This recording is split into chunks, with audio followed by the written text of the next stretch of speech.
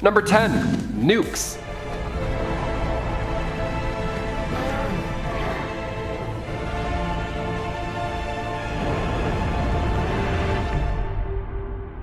So just like nukes are a pretty big deal to humans, if you launched one right at a Kryptonian, you could hold them off probably for a little while. We see this happen in Batman vs Superman, and it takes inspiration from The Dark Knight Returns by Frank Miller. In the graphic novel, we see Superman go after a nuke, and after he gets a little too close for comfort, he withers up like an old apple. All that radiation gets to him. It's kind of similar to what we see on screen actually. But luckily our sun was in field of view for old Clarky, and he charged himself back from Michael Jackson's Thriller mode back into handsome Henry Cavill mode.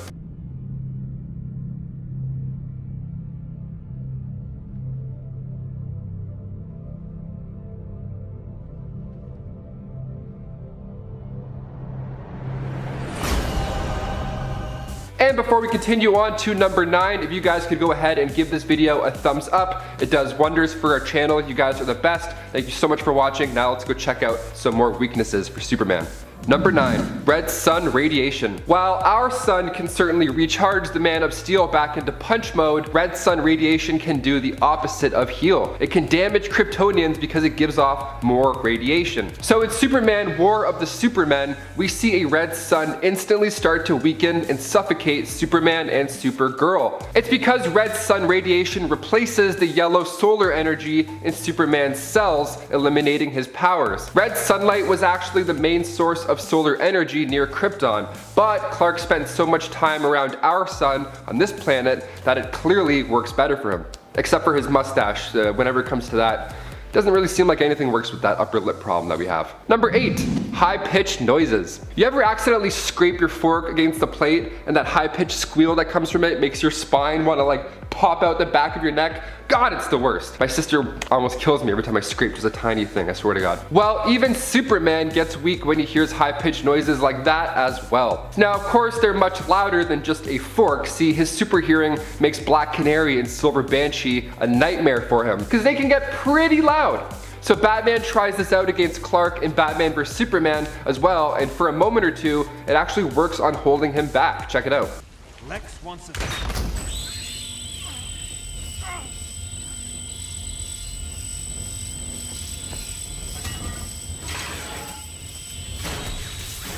So maybe if Bruce had the world's biggest dog whistle, he could mess him up. Or that cowboy guy that sings like really high pitched in the mountains. I'm sure if he belted, Clark would definitely explode, perhaps. Number 7, Agony. Agony is one of the 4 Life Foundation symbiotes which were forcefully harvested from the Venom symbiote while it was their prisoner. Poor Venom and Eddie. And poor baby symbiotes. Poor symbiotes. The Life Foundation acknowledged that Agony was still too young to control a host, and so bonded it initially to a security officer with the Life Foundation. I assume to kind of help combat Agony's lack of experience. What is unique about Agony? While not as powerful as their parent Venom, they were given enhanced muscles by the government, making them one of the physically strongest of the 5 symbiotes that were harvested, and they can spit acid as well as absorb other chemicals to later use themselves. So it's not nothing, but it's nothing as crazy as what some symbiotes are capable of.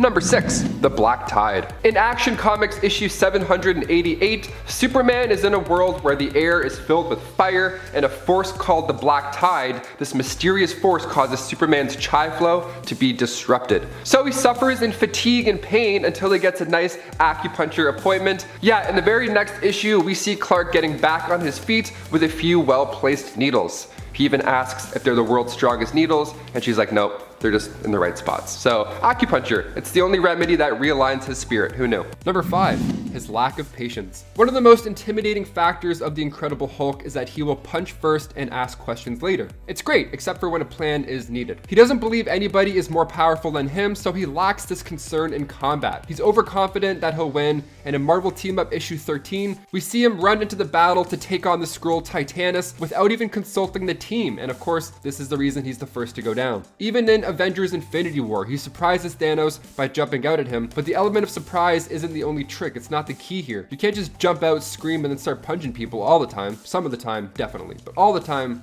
No way. Thanos punched him so hard he retired. Perhaps patience and better timing could have sufficed. Number 4, lead. Superman is the best at playing hide and seek. He can see through walls, so no matter where you're hiding, odds are he's already found you if he's looking for you. But if you were to hide behind a lead wall, you just may win that game of hide and seek against a Kryptonian. How crazy is that? He has vision that matches the properties of X-ray. They call it X-ray vision, but the thing is, X-rays don't work with lead. That's why when you get an X-ray done at the dentist, they slap that bulletproof vest on you, then they like plug their ears and run out of the room. It's because that's lead. That's a no-go in the hashtag X-ray life. So it can actually help Superman out a bit though. See, as lead can block out kryptonite radiation. So it's, it can kind of help Superman, but it can also be used against him. Superman's got a real love-hate relationship with pencils, it seems.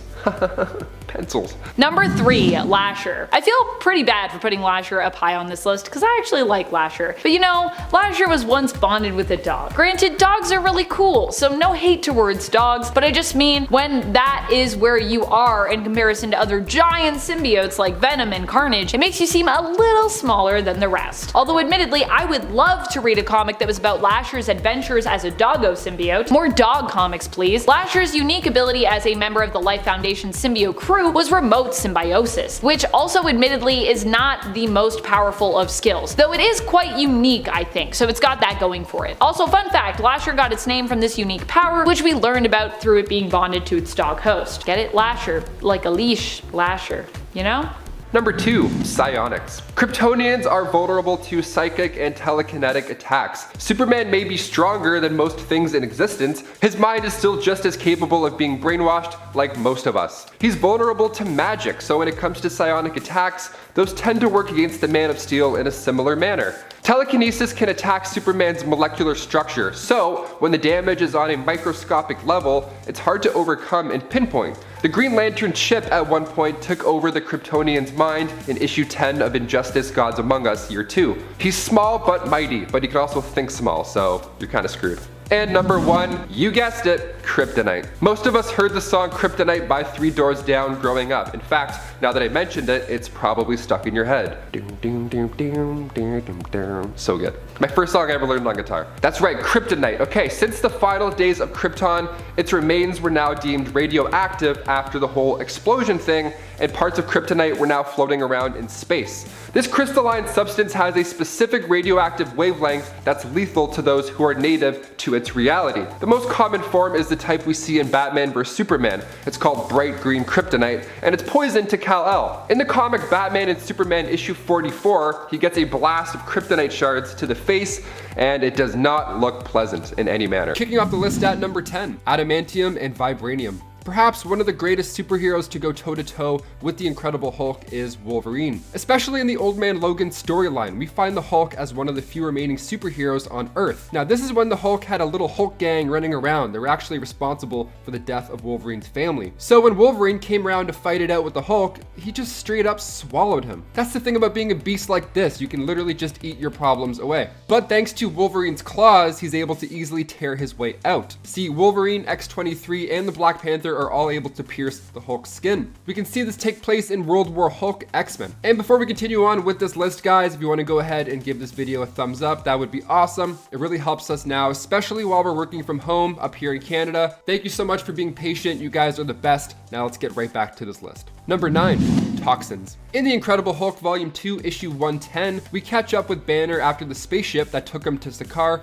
blew up. This explosion took out many of his new otherworldly friends, including his new queen. So now he came back to Earth ready to dish out revenge, but thankfully Scorpion, Carmilla Black, injected him with a toxin that counteracts the Hulk's healing factor. Her arm is packed with a cocktail of new toxins designed by S.H.I.E.L.D. to goof up his gamma-powered physiology. Number 8, rage nullification. See, part of the problem lies in the solution sometimes. In the MCU, we see Natasha able to bring Banner back after the green guy has punched the enemies out of existence. All she has to do is rub his hands and say the sun is getting real low, and voila, now we have Bruce Banner back. In the comics, this is also a weakness. When that rage gets neutralized, Banner is extremely vulnerable, seeing as he's now just a scientist at that point. Betty Ross can also calm down the Hulk, and she does so in issue 141 of The Incredible Hulk. And Sentry as well was able to calm him Vibranium in Sentry Hulk issue 1. Telepaths have also been known to be able to do this as well. They just need empathy potential and they can emulate this effect. The Inhuman Randall Jessup has the ability to cast out negative emotions, so he can come into play here as well. Number 7, magic. Superman can probably take 1,000 bullets to the body and then walk away like it's no problem.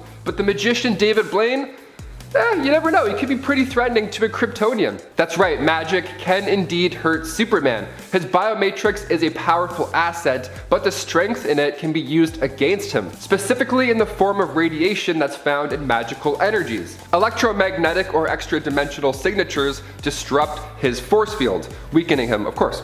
Now, it depends what kind of magic is being used and how much of it is being shot out at him, but magic in general has unpredictable effects on him, and his magical enemies have often been the ones that are the most dangerous or come out on top, at least for a little bit. Number 6, enchanted weapons. While Wanda and her magic hands sure do a number on Bruce, enchanted weapons are also effective. We see this in Defenders issue 1. Now at first the Hulk thinks that he's above enchanted beings. He's like waving hands, glowing fingers, those are all stupid things. The Hulk can smash, I mean who needs magic anyways? So his plan was to just smash and smash because he never gets tired. Then in comes Strange and he wraps the Hulk in the crimson bands of Sidorak, all the while the Hulk is begging to be let free. He just wants to destroy something. He's boasting the entire time about how he never gets tired and just wants something to hit, something the same size as him. And then when Necrodamus enters the fight wielding an enchanted blade, well, the Hulk sure feels that one. Number 5, Riot. Physically, Riot is probably one of the most strongest Life Foundation symbiotes. It appears to be the largest in size when it comes to natural muscle mass, and its unique ability, which admittedly isn't super unique, is it can create blunt weapons. Or rather, it's not a really unique ability, but more a distinct preference of the symbiote. I mean, all symbiotes can create blunt weapons, but Riot prefers to create blunt weapons, possibly because they possess so much strength, which would bolster their force when it comes to their hits. Like all other Clintar symbiotes, Riot is also weak to sonic and heat attacks,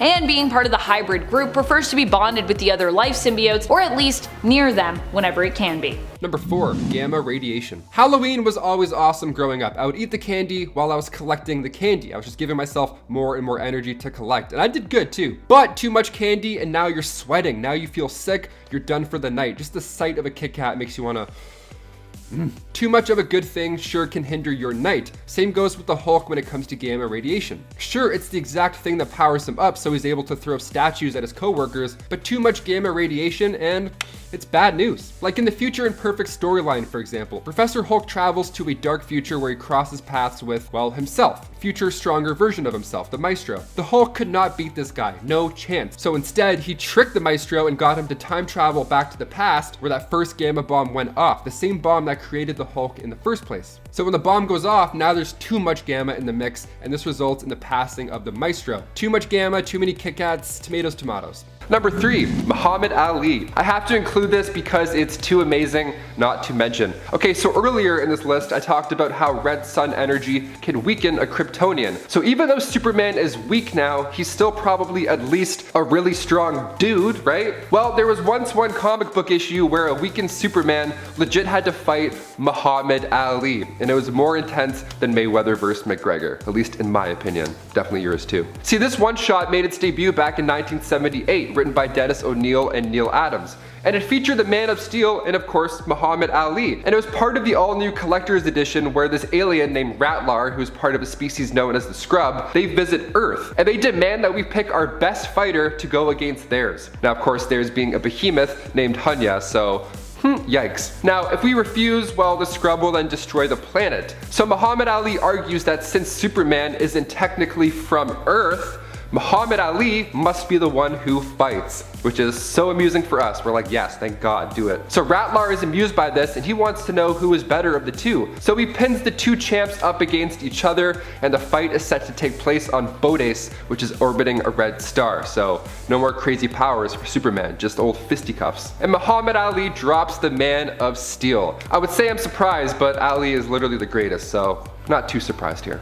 Number 2, the puppy bomb. Okay, whatever you're imagining in your head as soon as I said the puppy bomb, it's much nicer than that. It's not a bomb full of puppies. We're not just gonna launch golden retrievers at Bruce Banner and hopes that it helps, I don't know. But we are launching cute puppies. That's something we are doing. In Indestructible Hulk issue 1, S.H.I.E.L.D. pulls out all the stops to calm down the big guy. And I mean all the stops. Yeah, they just launch a bunch of puppies at him and he goes from ah to I mean that ought to do a trick. If I saw one puppy, I'd be like, okay. But if I saw like a bunch of puppies, I'd be like, okay. And number 1, Bruce Banner. Other Hulks are able to contain their anger issues while growing into the green monster. She-Hulk is calm and cool and collect. She's got a hand on the wheel. Amadeus Cho, same idea. He's able to keep the angries out as long as he eats food. He keeps the brain going rather than the muscles, you know? But the Incredible Hulk is different, unfortunately. See, Bruce's childhood has something to do with it. His father was awful to him, really awful. He got mad at Bruce because of his high intellect. He ended up going to prison for taking out his mother, so Bruce already had a lot of pain inside him, even as a young kid, before Gamma stuff.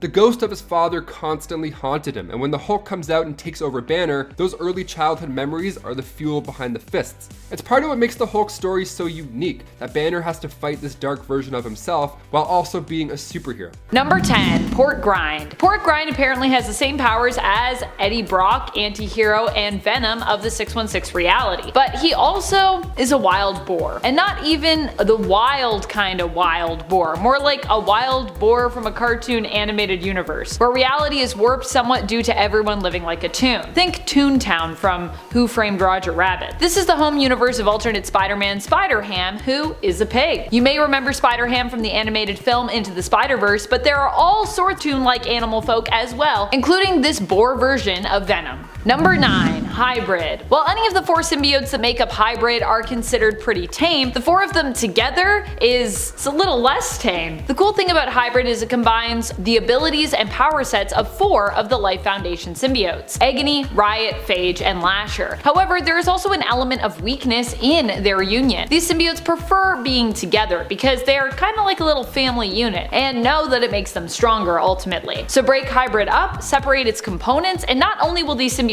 be weaker overall, but they also probably will be emotionally not great either, because they don't really like when you split them up. They don't like forced breakups. This kind of gives Hybrid an extra weakness in comparison to the standard Sound and Fire ones. And friends, before we move on to this next spot, if you are loving this list and you want more symbiote lists, be sure to let us know by giving this video a thumbs up. Number 8, Maniac. Mania, or Maniac as they were later known, is a symbiote that split off from Venom due to some crazy going on, which we'll actually dive into more later on this list. Mania, as it was known then, bonded to Andy Benton, a friend of Flash Thompson's who also happened to be a student at the time. This is back when Flash was a substitute gym teacher. Flash thought he was just sending a part of his own symbiote to Andy, but it was revealed that this part of Venom was its own thing, and it became known as Mania. Mania was pretty powerful while bonded with Andy, but as a symbiote on its own, it possessed just your average standard set of powers, making it not really very strong in comparison to some of the most powerful ones out there. Maniac was the name the symbiote became known by when it left Andy and was taken by the criminal Lee Price. Later on, Maniac would be killed in the Absolute Carnage event and absorbed.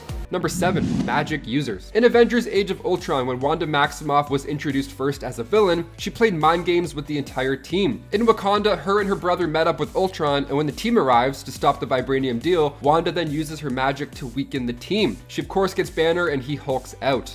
Big time. Now at this point in the MCU, like I mentioned, Black Widow was the only key to bringing Banner back out of the green guy. All she has to do is stroke his palm, tell him how the sun's getting low, and Bruce is back, naked and afraid. But this time, Natasha was under some spells herself. She was too busy reliving her dark past, while the Hulk just exploded and broke Johannesburg. It took Iron Man and his new Veronica Hulkbuster armor to come and knock some sense into him, or rather knock some sense out of him. Number 6, Payback variant. This symbiote wasn't a symbiote in the same way as the ones from Clintar are. It instead was a being of pure electromagnetic energy that bonded with S.H.I.E.L.D. agent Mavis Trent. We don't know much about this new alien symbiotic species, but we do know that it bonding with Trent resulted in her getting superpowers and a cool new silver form that she could access whenever she was in a state of bliss or extreme joy or happiness. While this is a really cool idea for a character, symbiote, and design, the fact remains that the Payback symbiote was not as powerful as the ones that we usually see from Clintar. It did, however, come with some superhuman boosts to strength, speed, durability, and a healing factor. It also allowed Trent the power to fly and some cool electromagnetic and telepathic powers. Still, no shapeshifting and probably not as strong as someone like Venom or Carnage. Number 5, love. Yeah, of course I said it. When it comes to weaknesses, some would say that it's just the thing you love most.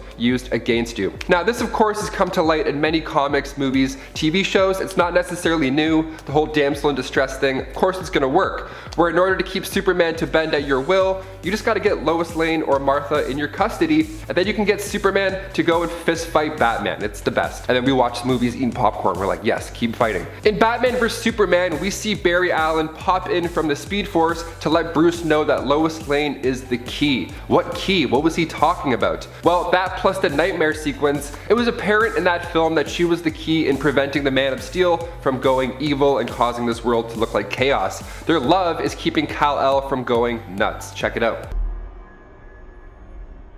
She was my world, and you took her from me.